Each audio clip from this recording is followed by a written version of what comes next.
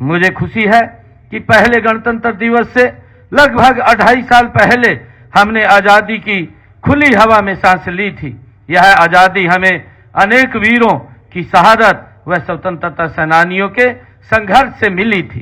राष्ट्र कवि रामधारी सिंह दिनकर जी ने उनको नमन करते हुए कहा था कि कलम आज उनकी जय बोल, जला अस्थियां बारी बारी, छिटकाई जिन्होंने चिनगारी, जो चढ़ गए पुण्य वेदी पर, लिए बिना गर्दन का मोल, कलम आज उनकी जय बोल।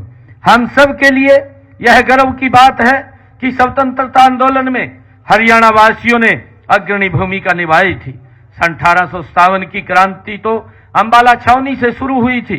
नई पीढ़ियों को प्रेरित करने के लिए अंबाला छावनी में 538 करोड़ रुपए की लागत से स्वतंत्रता संग्राम स्मारक का निर्माण भी अंतिम चरण में है। हमारा परम कर्तव्य है कि हम मातृभूमि के लिए जान न्यौछावर करने वाले शहीदों के परिवारों, उनके आश्रितों को संबल बने। इसीलिए हरियाणा सरकार ने स्वतंत्रता सेनानियों, उनकी विधवाओं की पेंशन बढ़ाकर 40,000 रुपए मासिक की है। हमने युद्ध में शहीद सैनिकों के परिवारों के लिए अनुग्रह राशि वो भी दुगनी करके 1 करोड़ रुपए कर दी है।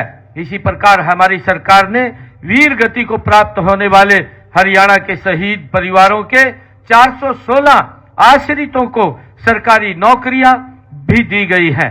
हमने अग्निवीरों को हरियाणा सरकार की सीधी भर्तियों में 10% का आरक्षण देने का भी निर्णय लिया है। हम आपातकाल के दौरान लोकतंत्र की रक्षा के लिए जेलों की यातनाएं सहन करने वाले लोकतंत्र सेनानियों को भी पेंशन दे रहे हैं। हाल ही में यह पेंशन बढ़ाकर 20,000 रुपए की है। भाइयों बहनों, गणतंत्र दिवस पर मुख्यमंत्री के रूप में ध्वजारोहण का यह मेरा पहला अवसर है।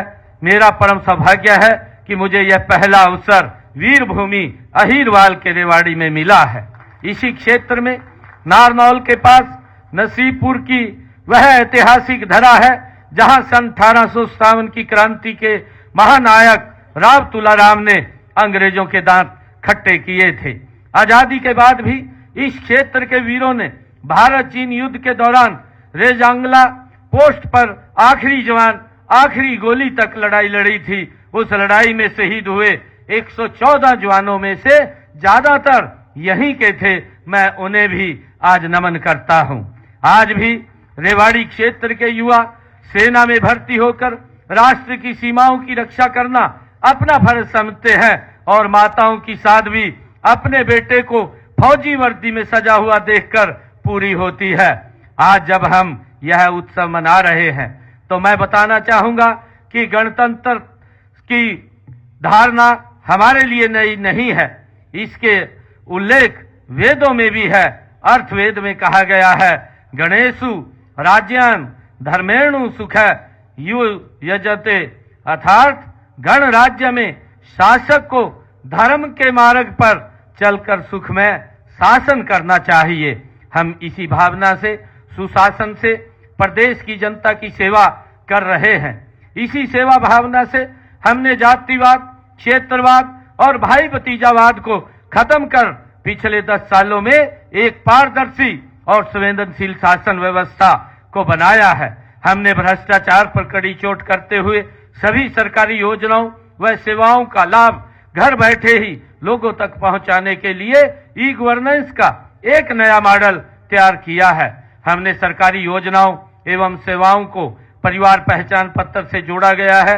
हमारी बिना खर्ची पर्ची के नौकरी देने, ऑनलाइन ट्रांसफर, पढ़ी लिखी पंचायतों और अंत्योदय अभियान की आज पूरे देश में चर्चा है।